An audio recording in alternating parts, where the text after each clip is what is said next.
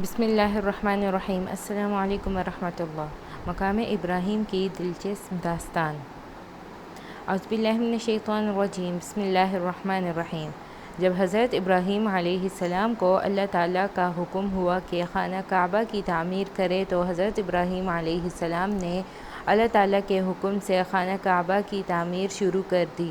تعمیر کرتے کرتے جب خانہ کعبہ کی دیواریں حضرت ابراہیم علیہ السلام کے سر سے اونچی ہو گئی اور آپ کے لیے مزید پتھر لگانا مشکل ہو گیا تو اس وقت حضرت ابراہیم علیہ السلام کا ایک معجزہ ہوا جو ایک پتھر کی شکل میں تھا جس کو مقام ابراہیم کہا جاتا ہے۔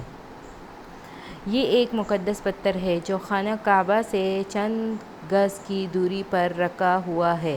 یہ وہی پتھر ہے کہ جب حضرت ابراہیم علیہ السلام کعبہ کی تعمیر فرما رہے تھے اور جب خانہ کعبہ کی دیوار سر سے اونچی ہو گئی تو اس پتھر پر کھڑے ہو کر آپ علیہ السلام نے کعبہ معظمہ کی دیواروں کو مکمل فرمایا۔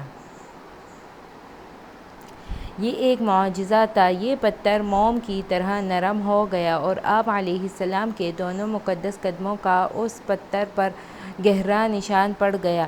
اس پتھر کا یہ بھی معجزہ ہے کہ جب حضرت ابراہیم علیہ السلام اس پتھر پر کھڑے ہو جاتے تو پتھر خود ہوا میں اڑنے لگتا اور خانہ کعبہ کی دیواروں کی طرف ہو جاتا۔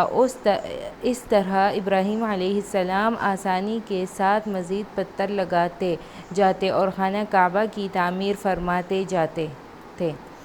آپ کے قدموں کے مبارک نشان کے بدولت اس پتھر کی فضیلت اور عظمت میں اس طرح چار چاند لگ گئے کہ اللہ تعالیٰ نے اپنی کتاب قرآن مجید میں 2 جگہ اس کی عظمت کا خطبہ ارشاد فرمایا جس کا ترجمہ ہے، یعنی کعبہ مکرمہ میں خدا کی بہت سی روشن اور کھلی ہوئی نشانیاں ہیں اور ان نشانیوں میں سے ایک بڑی نشانی مقام ابراہیم ہے، اور دوسری جگہ اس پتھر کی عظمت کا اعلان کرتے ہوئے یہ فرمایا کہ اور ابراہیم کے کھڑے ہونے کی جگہ کو نماز کا مقام بناؤ۔ 4000 برس کے طویل زمانے سے اس بابرکت پتھر پر حضرت ابراہیم علیہ السلام کے قدموں کے نشان موجود ہیں۔ اس طویل مدت سے یہ پتھر کھلے آسمان کے نیچے زمین پر رکھا ہوا ہے۔ اس پر 4000 برساتیں گزر گئیں، ہزاروں طوفان کے جھونکے اس سے ٹکرائے۔ بارہا حرم کعبہ میں پہاڑی نالوں سے برسات میں سیلاب آیا۔ یہ مقدس پتھر سیلاب کے تیز دھاڑے میں ڈوب رہا۔